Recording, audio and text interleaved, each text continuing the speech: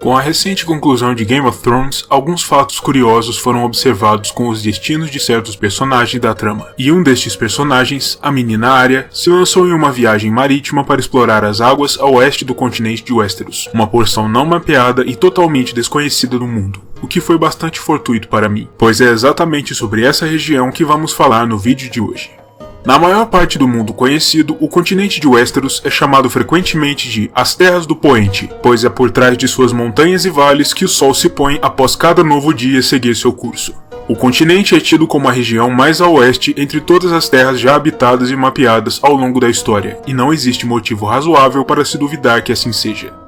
Contudo, para além do litoral oeste do continente, desde as frias terras do eterno inverno para além da muralha, até o litoral sul da Campina, onde a terra faz uma curva entre a desembocadura do Vinhomel e a grande ilha da Árvore e segue adiante para encontrar a costa árida da Península Dornesa, encontra-se o Mar do Poente, um dos corpos d'água menos conhecidos do mundo. Esse oceano misterioso banha o norte, as terras fluviais, as Ilhas de Ferro, o Ocidente e a Campina, e serve como um importante caminho para o fluxo comercial e as incursões de guerra e pilhagem que acontecem frequentemente entre essas regiões. Mas a navegação por tais águas costuma se limitar à região próxima à costa, e é muito raro que qualquer navio se aventure para muito além disso. A porção de terra mais distante para o oeste de que se tem notícia, e que ainda faz parte do continente, é o conjunto de 13 ilhas que se concentram em torno da Luz Solitária, a pequena e isolada fortaleza da Casa Farwind, das Ilhas de Ferro. Os homens dessa casa são, teoricamente, subordinados a Pike e ao Trono de Ferro, mas na prática estão entre as pessoas mais isoladas e pouco compreendidas nos reinos. Seu constante isolamento do restante das Ilhas de Ferro, motivado principalmente pela distância geográfica, estando a 8 dias de navegação para noroeste da ilha de Grand Wick, torna os Farwind e seus subordinados diretos em objeto de muitas especulações e estranhamentos. Outros Homens de Ferro juram que os homens dessas ilhas são troca-peles, capazes de assumir os corpos de focas, leões marinhos e outras criaturas das águas, e os consideram insanos sonhadores. O homem responsável por governar a Luz Solitária durante os eventos das crônicas é Lord Gilbert Farwind, e ele é notório nas Ilhas de Ferro por suas ideias delirantes a respeito de terras maravilhosas muito além de suas próprias ilhas, mais a oeste. Ele e alguns outros entre os seus acreditam que, para além das águas não mapeadas do Mar do Poente, existe um continente fabuloso, onde o inverno e a morte não governam e onde todos os homens são reis e todas as mulheres são rainhas, uma terra de abundância e felicidade perpétuas, e um local de eterna alegria. Os Farwind, aliás, também desejam conduzir a si mesmos e aos seus conterrâneos até esse continente místico, construindo centenas de dracares e embarcando todo o povo das ilhas para empreender a jornada até o pôr do sol. Muitos dos outros ilhéus, em especial sacerdotes como Aeron Greyjoy, o cabelo molhado, tomam tais histórias como delírios ardilosamente plantados nas mentes dos Farwind pelo Deus da Tempestade, inimigo jurado dos Homens de Ferro, para conduzi-los até sua perdição, e as desconsideram completamente. Mas estarão os Farwind totalmente sós em suas considerações? Vamos descobrir agora.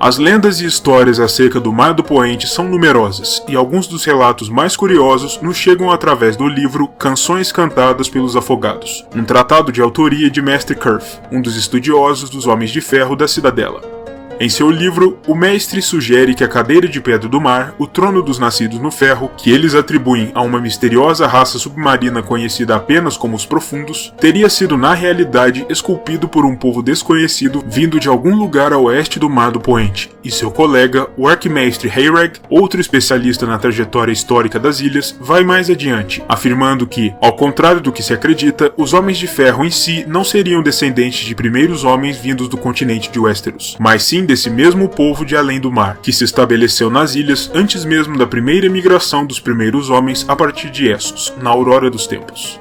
Isso explicaria, ao menos parcialmente, a grande perícia e a profunda ênfase dos Homens de Ferro na navegação e nas viagens marítimas, além de sua habilidade com a construção naval, já que teriam milhares de anos de uma experiência herdada do povo vindo do Poente. Contudo, os Homens de Ferro não foram os únicos com alguma espécie de ligação ou curiosidade a respeito daquilo que pode se esconder por trás do Poente. Milhares de anos antes dos eventos das crônicas, um dos reis do inverno da casa Stark, Brandon, o construtor naval, ficou famoso por sua ênfase no poderio marítimo e ordenou a construção de uma formidável frota de navios de combate e exploração para seu reino, algo sem precedentes nessa região. Ele nutria intimamente uma pretensão de navegar com seus soldados, súditos e familiares até as fabulosas terras de além do poente, já que não era estranho às lendas, que já se espalhavam por toda a Westeros então. Brandon eventualmente conduziu muitos de seus navios em uma viagem em direção ao oeste, e nunca mais se ouviu falar nele ou em qualquer um de seus navios novamente. Não se sabe ao certo se ele atingiu seu objetivo e descobriu as tais terras ocidentais, ou se ele e todos os seus navios simplesmente pereceram tentando. Mas qualquer que seja a verdade por trás de sua expedição, o fato é que, logo após sua ascensão ao poder, seu filho Brandon, o incendiário, passou todos os navios remanescentes de seu pai pela tocha, tomado pela amargura pela insana viagem do construtor naval. Após a conquista de Aegon sobre o continente, uma de suas irmãs esposas, a rainha Rhaenys, sonhou em repetir o feito da lendária aventureira valyriana Rhaenyra Valyrис, que voou nas costas do dragão Terrax durante 3 longos anos sobre o grande continente de Sotorius, em busca de seu limite sul. Rhaenys pretendia voar com seu dragão Meraxes para além da costa oeste de Westeros, para descobrir o que é que existia para além das águas do Mar do Poente, e talvez encontrar o suposto continente misterioso que lá existia, mas sua ambição acabou sendo deixada de lado, pois ambos foram mortos em combate, sobre a fortaleza de Toca do Inferno, durante a Primeira Guerra Dornesa no ano 10. No ano 56 após a conquista, Lady Elissa Farman, uma donzela da Ilha Justa, nas terras do Ocidente, navegou juntamente com 2 cavaleiros da casa Hightower, Sor Eustace e Sor Norman, a partir do porto de Vila Velha em direção ao oeste, com o mesmo intuito de Rhaenys. Eles conduziram cada um navio próprio. Lady Elissa capitaneou o Caçador do Sol, enquanto Sor Eustace conduziu Lady Meredith, e Sor Norman foi à frente do Lua de Outono. A história da grande expedição de Elissa e seus companheiros será objeto de um vídeo especial no futuro, mas para este vídeo basta dizer que eles se uniram à lista de ousados viajantes dos quais nunca mais se teve nenhuma notícia. Mais recentemente, foi a vez de Lord Alton Greyjoy, conhecido como o Tolo Sagrado, se lançar ao mar, com o objetivo de conquistar supostas terras que existiam para além da Luz Solitária, adicionando-as aos domínios das Ilhas de Ferro. Alton e sua frota nunca mais foram vistos, e os senhores Greyjoy posteriores se limitaram a empreender viagens à costa de Westeros, sem se distanciar da vista da terra, acreditando que a demanda de Alton foi apenas uma insanidade. Nos dias atuais, nenhum outro senhor ou aventureiro westerosi foi corajoso ou tolo o suficiente para tentar empreender tal viagem, mas isso não quer dizer que o fascínio pela existência de um suposto continente ocidental não mais exista ou povoe as mentes de muitos nos 7 reinos e mais além. Pois bem, e o que é que existe em forma de precedentes históricos e paralelos reais a essa história do universo das crônicas?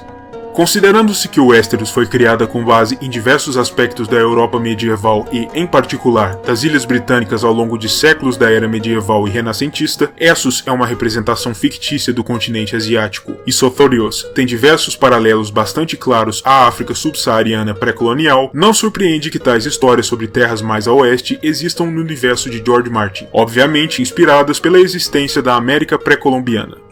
Em nosso mundo real, a América já era conhecida por um grupo muito restrito de europeus, de maneira comprovada desde os idos dos anos 1000 da Era Comum, quando navegadores nórdicos oriundos da Groenlândia se depararam, por acidente, com terras muito mais a oeste do que seria de se esperar. Tais terras, naturalmente, eram parte das ilhas da porção norte do atual Canadá e foram batizadas pelo explorador nórdico Leif Erikson como Vinland, ou Terra das Vinhas, em reconhecimento aos diversos tipos de pequenos frutos fermentáveis encontrados por Leif e seus homens na região. Os nórdicos empreenderam algumas poucas tentativas de colonização nessa porção previamente desconhecida do mundo, mas elas não foram bem sucedidas, provavelmente por conta da hostilidade e obstinação dos nativos locais, chamados pelos europeus de Skrillex, palavra nórdica groenlandesa cujo significado exato é debatido, e pode significar algo como pelado, desprovido de pelos, fracote, gritador ou bárbaro, por conta dos aspectos observados por tais colonizadores nos povos nativos da região. As aventuras nórdicas na região pouco duraram, mas é fato que eles aqui estiveram, já que restos de um de seus assentamentos ainda podem ser vistos na região canadense de Lansdowne Meadows, no norte da ilha de Terra Nova. A colonização europeia desse grande continente só teve início efetivo com a chegada de Cristóvão Colombo ao Caribe, em 1492, inaugurando uma era de viagens de conquista e pilhagem, inundando o velho continente com riquezas e produtos exóticos para além da imaginação, além de iniciar a construção dos grandes impérios coloniais europeus no Novo Mundo, dali em diante, culminando nas Américas que temos nos dias de hoje, incluindo aí nosso próprio país. Até o fechamento deste vídeo, George Martin ainda não achou por bem revelar nenhuma informação específica a respeito da existência ou não dessa misteriosa terra para além do Point, mas apenas o tempo dirá se tais histórias terão ou não algum fundo de verdade dentro do universo das crônicas, e talvez no futuro tenhamos algumas informações objetivas a respeito da fabulosa e mitológica Terra para além do mar, onde o inverno e a morte não governam, cada homem é um rei e cada mulher uma rainha. Se você aprecia o conteúdo do canal, torne-se também um apoiador do MGF, link na descrição abaixo.